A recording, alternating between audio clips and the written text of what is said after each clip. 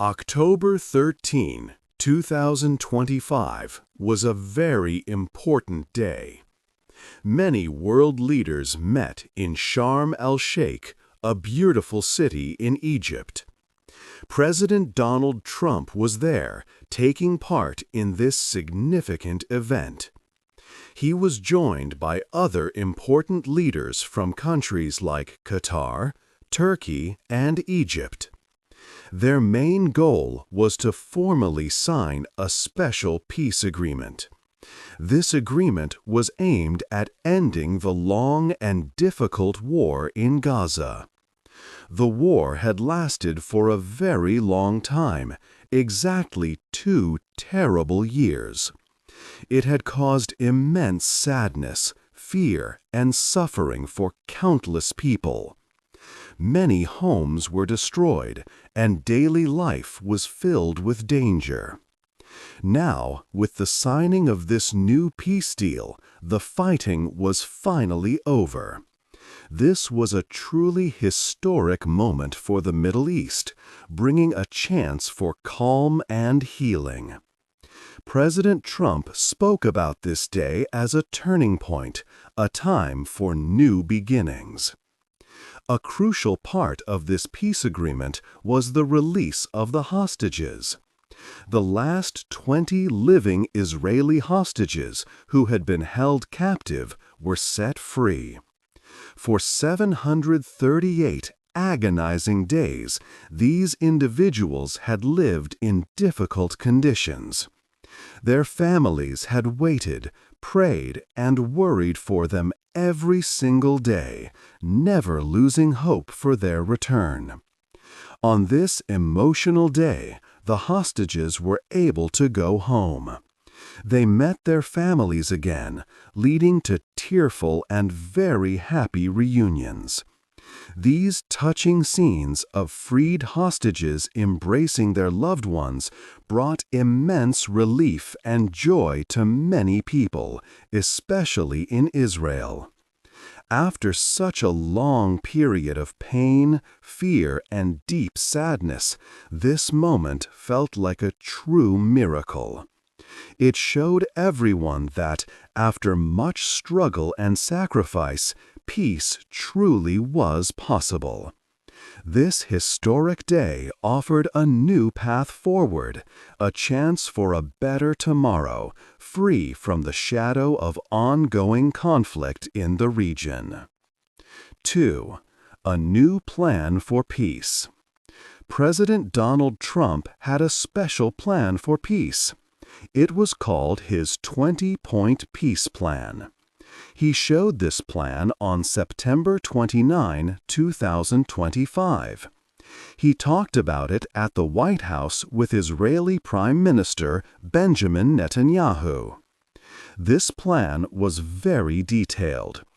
It had many important ideas to stop the fighting that had gone on for 2 years.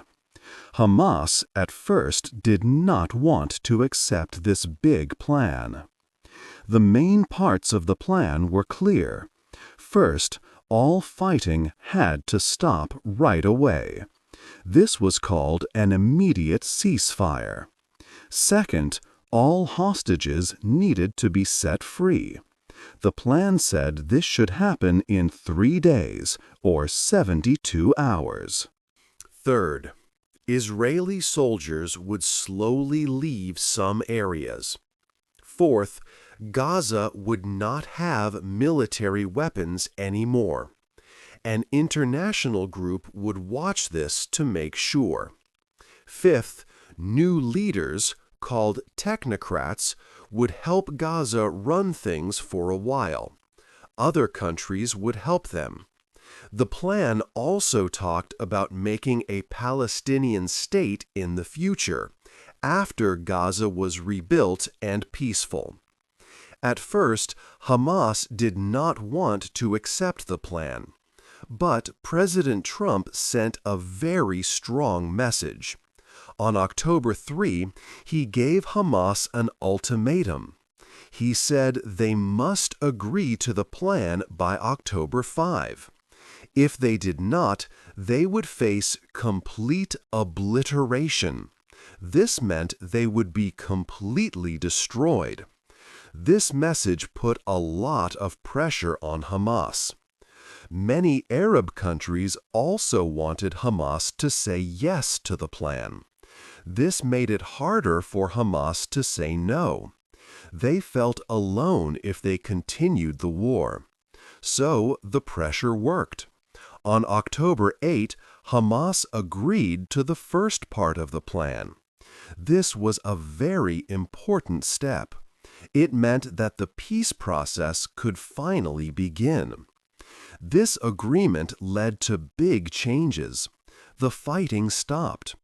It also meant that the last hostages could soon return home to their families. This was a time of much hope for many people. It was the start of trying to build a new and peaceful future after a long, hard war. The world watched as these first important steps for peace began to happen. 3. Friends help make peace. Making the peace deal happen was not a job for one country alone. Many friends from different nations worked together with the United States to bring peace. Leaders from Egypt, Qatar, and Turkey played very important roles in these talks. They used their good relationships to talk to both sides, helping to find ways to agree on difficult points. These countries helped to build trust and understanding when direct conversations between the main parties were not possible or easy. President Donald Trump used a new and different way to talk with leaders in the Middle East during this time of conflict. He acted like a fair helper or an impartial arbiter, meaning he tried to get both Israel and Hamas to make concessions. This was a notable change from his first term as president, where he was often seen as very close to one side. He wanted to show he was a balanced leader, able to ask hard things from everyone involved. To show this commitment to a wider regional peace, his first trips abroad in his second term were specifically to Gulf states like Qatar, Egypt, and the United Arab Emirates. He made a point not to visit Israel first, which was a new diplomatic step. The strong support from other Arab countries was also extremely important for the peace process. 8 foreign ministers from Arab and Muslim-majority states came together. They made a joint statement clearly saying they welcomed President Trump's peace plan. This unified and clear message from so many powerful countries put a lot of political pressure on Hamas. Hamas understood that if they did not accept the deal, they would be left alone, without regional support, and facing strong international disapproval. There were moments when the peace talks faced big problems. For instance, after some military strikes, Qatar, a key helper in the talks, temporarily stopped its mediating role. This created a significant diplomatic crisis. However, President Trump worked hard to resolve this issue. He helped ensure that Israeli Prime Minister Netanyahu apologized personally to Qatar's leader, an unusual diplomatic event that helped restore Arab countries' trust in the peace process. These combined efforts of the United States and its essential regional partners were truly critical for the deal. Egypt, Qatar, and Turkey, along with other Arab nations, pushed hard for the agreement to be accepted. Their constant talks, shared goal of stability, and consistent pressure helped to change Hamas's mind. It clearly showed Hamas that continuing the fight was no longer a viable option. This strong, united front made the peace agreement possible, bringing an end to the long conflict and allowing the last hostages to finally go home to their families. The peace deal was truly a remarkable team effort by many nations. 4. Families are together again. October 13, 2025 was a very special day. It was the day the last 20 Israeli hostages came home. These people had been held for 738 long days. Their families waited for them for a very, very long time. It was a day of huge emotion and deep happiness. This moment marked the end of a very hard period for many people. The hostages were all men. Most of them were young, in their 20s and 30s. They were set free in two groups. First, 7 hostages were transferred to the Red Cross in Gaza City. Later that day, 13 more were released in Khan Yunis. This time, their release was quiet and respectful. There were no big shows or cameras, which was important for the dignity of the hostages. They had suffered enough. When they arrived at the Re'im border facility, their families were waiting. The air was full of hope and fear, then quickly joy. The moment they met again was full of tears and warm smiles. Parents hugged their children tightly, and children saw their fathers for the first time in over 2 years. Many had grown up knowing their fathers only from old photos. These were very strong and deeply moving moments for everyone watching. One powerful story was about twin brothers, Gali and Ziv Berman. They had never been apart for such a long time in their lives. For 738 days, they were separated and held captured. Now they were together again, their bond unbroken. Another man, Omri Miran, also came home. His small children had grown up without their father present. They had seen him only in old pictures and videos. Now they could touch their father, hear his voice, and feel his arms around them again. For the entire country of Israel, this day brought immense relief. The long wait, the constant worry, and the national trauma finally came to an end for these 20 families and for the whole nation. It was a time to celebrate life and feel thankful for their return. After 2 years of sadness, worry, and fear, joy filled many homes and hearts. This peace deal brought more than just an end to fighting. It brought families back together. This was a true sign of hope and a new beginning for everyone involved.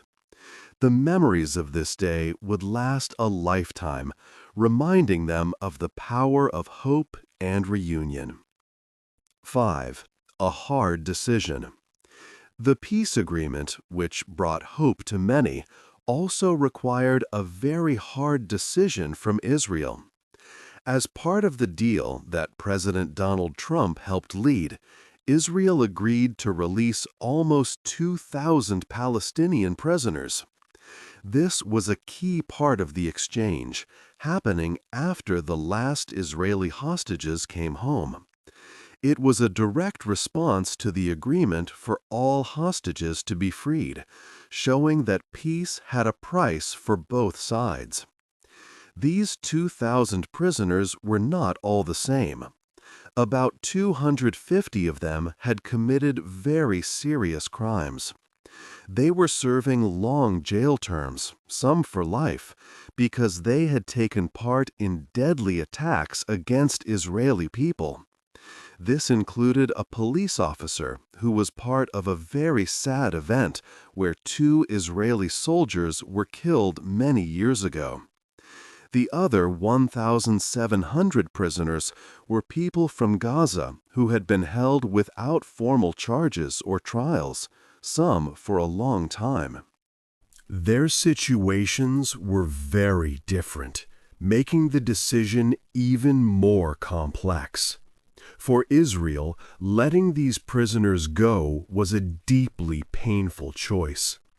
The families of victims who had lost loved ones in attacks felt immense sorrow. They had to watch people who were part of their pain walk free. This created strong arguments and mixed feelings across Israel, with many public discussions. It was a national debate, very open and emotional.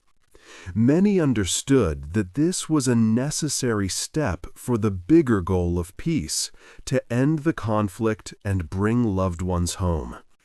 But it did not make the personal sadness or anger any less for those affected. In contrast, there was great happiness in Palestinian communities. As the prisoners were released, families gathered to welcome them home.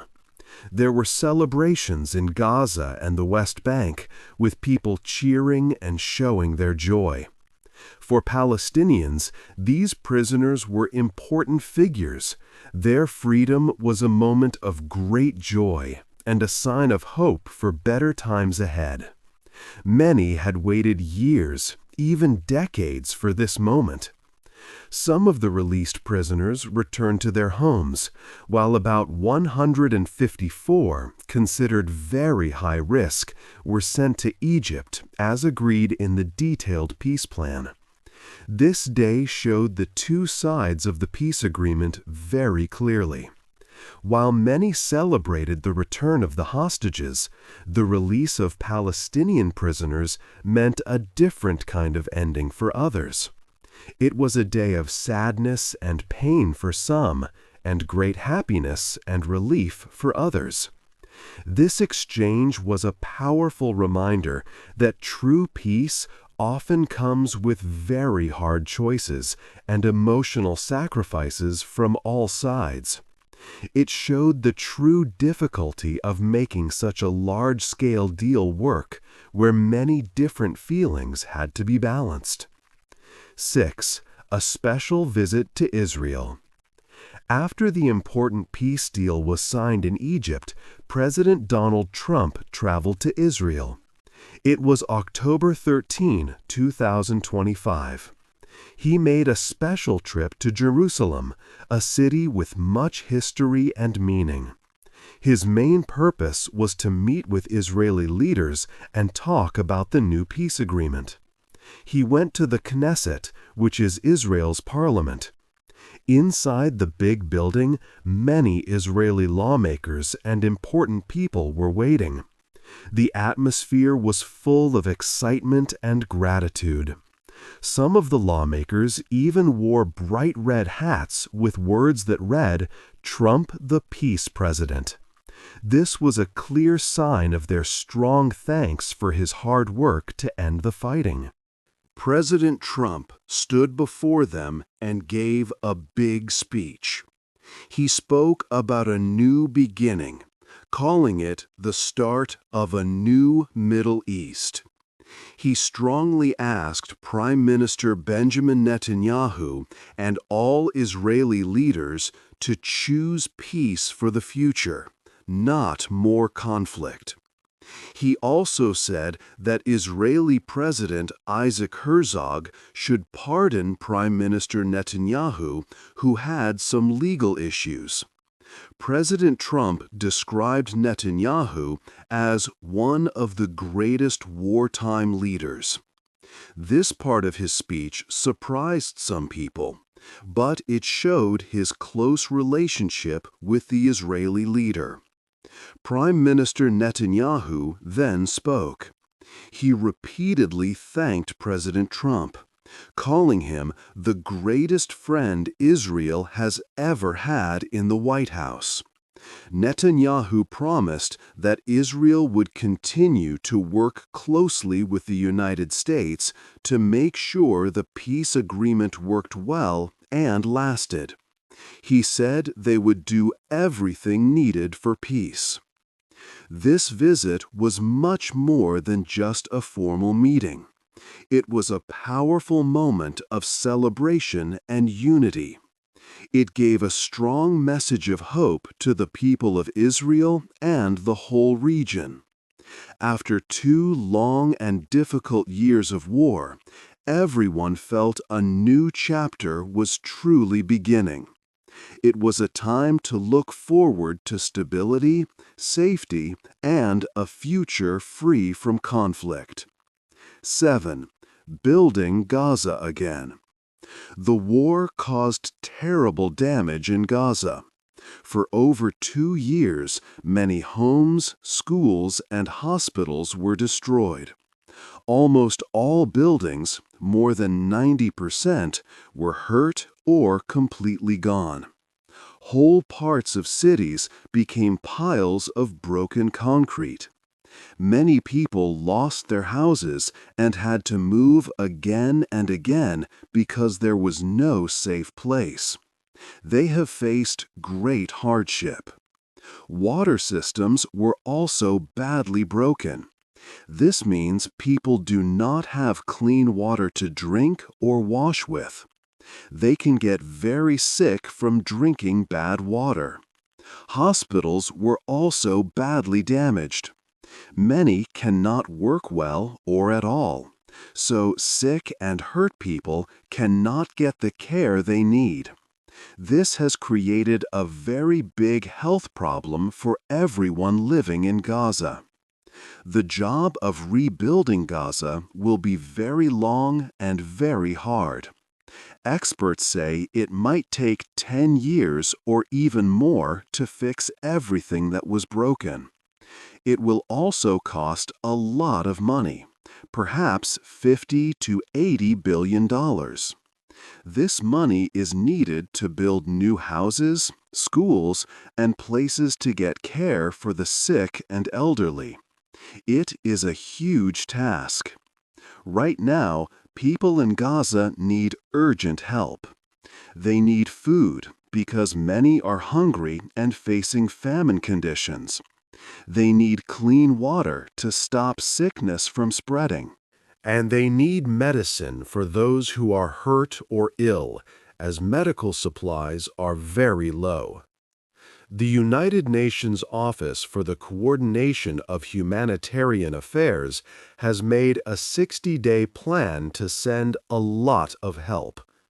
They want to send hundreds of aid trucks every day with food, water, and other important supplies. Many countries are ready to help. Nations like Egypt, Qatar, and Turkey, along with other countries, want to give money and support. Wealthy countries from the Gulf region are also important for providing financial resources for new buildings and infrastructure. This global help is very important for Gaza to get better and for people to start new lives. Rebuilding is not only about putting up new buildings. It is also about helping people who have suffered deeply. Many children and adults have been very sad and hurt inside by the war. They will need a lot of support to feel safe and happy again.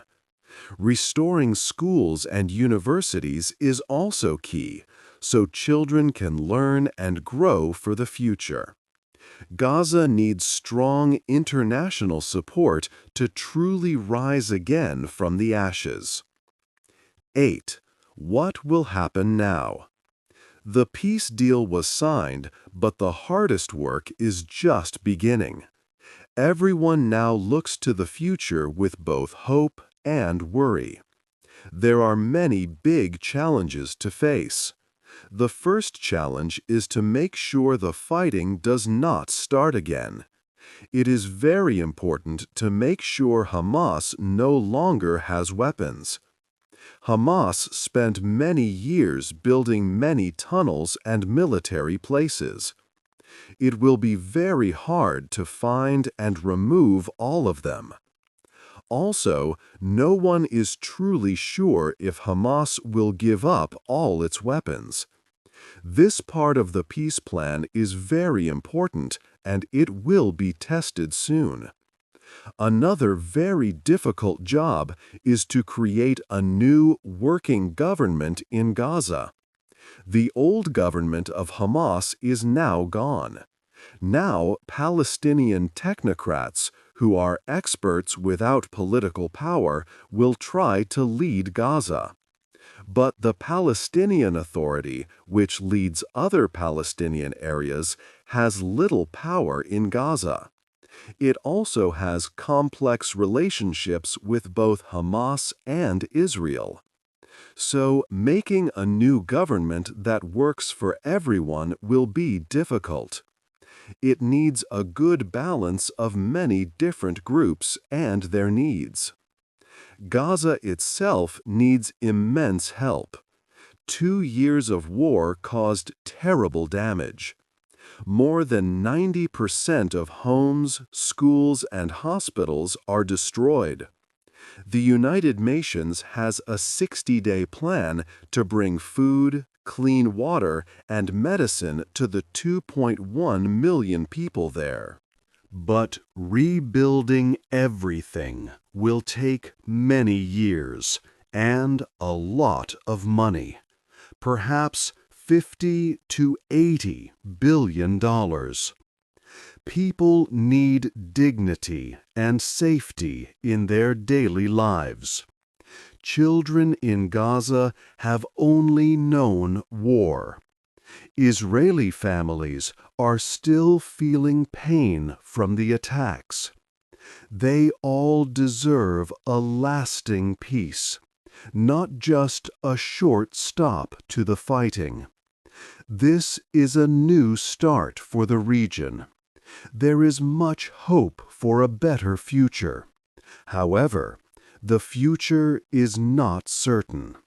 There are still big questions about justice and what exactly happened during the war. Many people ask if this peace agreement will truly last. The next months and years will show what future awaits the people in this area. It is a long road ahead for everyone involved. What do you think will be the biggest challenge for peace in the Middle East now? Hey there! Just a second before you go. If you learned something new today, please give this video a like, write your thoughts in the comments, and subscribe to the channel. It only takes a second, and it really, really helps to create even better English videos for you. Your support means the world. Thank you.